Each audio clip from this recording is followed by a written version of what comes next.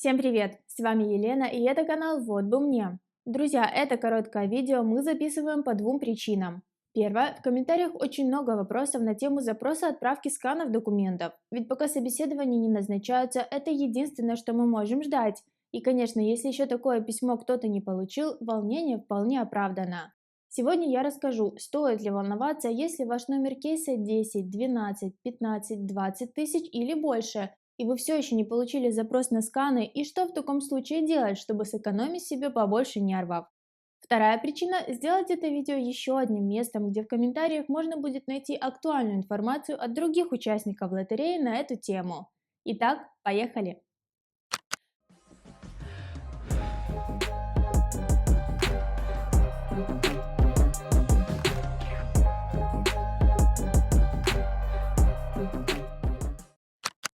По состоянию на середину февраля ситуация такая. Собеседование по ДВИ 2021 не назначили еще никому, но вот запросы на отправку сканов документов медленно, но уверенно отправляются. Сейчас, как и в прошлом месяце, чаще всего получают письма с просьбой отправить документы счастливчики с номерами кейсов 15, 16, 17 и 18 тысяч. Конечно, есть исключения, и некоторые люди с номерами кейса выше 20 тысяч уже тоже получили такое письмо, но их немного. Есть, к сожалению, и те, чей номер значительно ниже 15 тысяч, но запроса на отправку скана все еще нет. Лично наш номер кейса в 20 тысячи, и, конечно, мы все еще не получали такое письмо. Но так как мы уже давным-давно подготовили все необходимые документы и устали ждать, то отправили их в консульский центр Кентукки, не дожидаясь письма.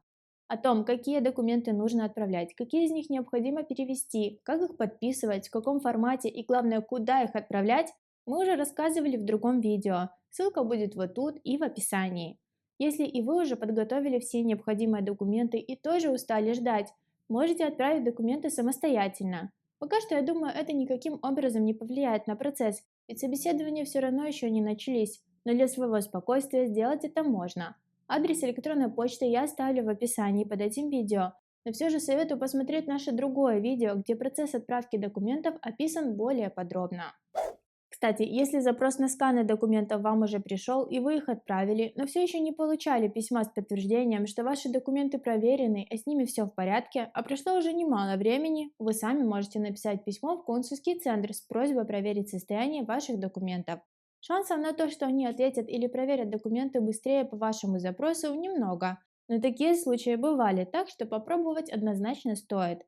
Только учтите, что письмо с просьбой проверить статус вашей заявки отправлять необходимо на другую почту, а не на ту, куда вы отправляли сами сканы документов.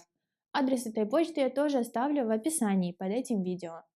Ну и как я говорила в начале видео, друзья, призываю вас делиться информацией в комментариях. Я знаю, что есть форумы и группы, где люди делятся такой информацией, но многим удобнее искать ее на YouTube и в частности на нашем канале. Поэтому предлагаю оставлять комментарий со следующей информацией. Страна, от которой вы подавали заявку, ваш номер кейса, пишите только номер 1000, в которой он находится, и ни в коем случае не вписывайте полный номер.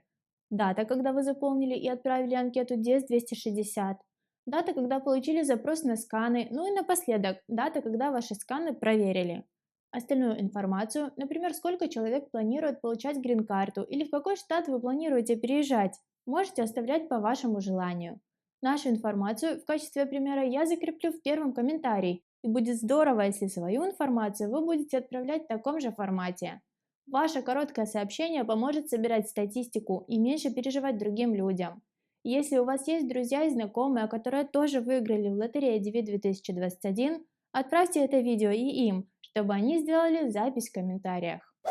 На сегодня все, друзья. Мы давно не делали выпуск с новостями, но это не потому, что нам лень, а потому что действительно важных новостей, которые могут повлиять на дальнейшую судьбу победителей лотереи, пока не было. Ни хороших, ни плохих. Все по-старому. Но на этой неделе пройдет несколько судебных заседаний по искам от участников ДВИ 2020, так что, надеюсь, ситуация изменится и мы обязательно сообщим.